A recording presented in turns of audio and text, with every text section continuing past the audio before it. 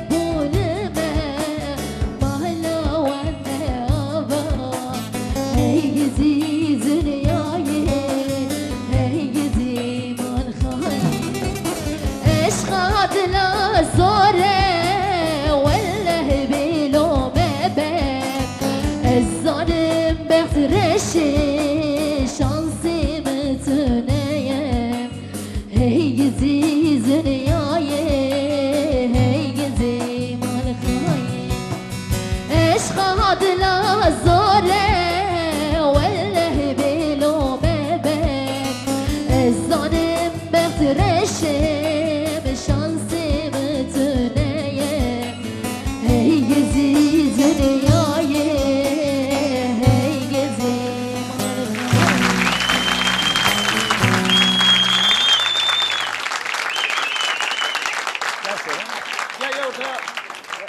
Nasıldı?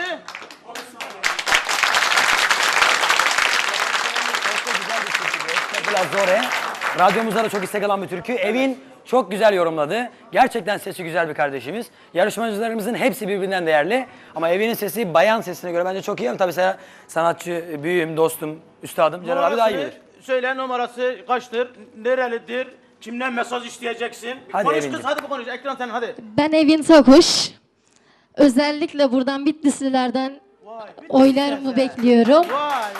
Oy için halk yazıp bir boşluk bırakıp 106 yazarak 39-29'a oylarınızı bekliyorum. Hepinize de teşekkür ediyorum. Ve bu şarkım esas söz müzik sahibi olan Zübeyir Salih ama Kemal Ahmet seslendiriyor şu anda. Zübeyir kim? Zübeyir Salih. Salih'indir he.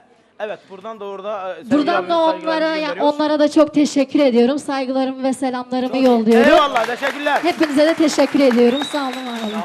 Evin Takkuş'a teşekkür ediyoruz. Çok Bir sağ dakika olasın. Celal abicim yorum alacağız hemen.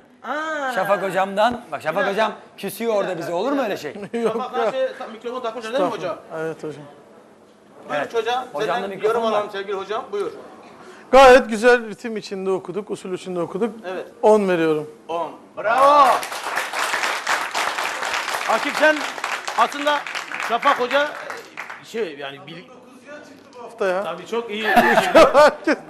Şafak Hoca çok Dokuzcu. ses yani çok Mahmut güçlü Hoca olan- yaptılar Akif'in beni. kulağı çok sağlamdır. Eyvallah. Akif'e mesela ben bir albüm götürüyorum, diyor ki Celal bu parça çok önemli. İçinde 20 tane albüm içinde diyor ki bu parça çok güzel. Akif bu işi çok iyi biliyor. Akif sen ne diyorsun kardeşim? Ben de kardeşime 10 veriyorum. Hak etti. 10. Gerçekten hak etti. Sen beni... Ben kardeşimin sesini çok beğendim. Ben sese, okuyuş şekline veririm. Şafak Kurala göre, detonasyona, kaideye kuralına göre. göre, kaydaya göre, o da kulağına göre ben de 10 veriyorum diyorum. Alkışlarla uğruyoruz kardeşim. Teşekkürler.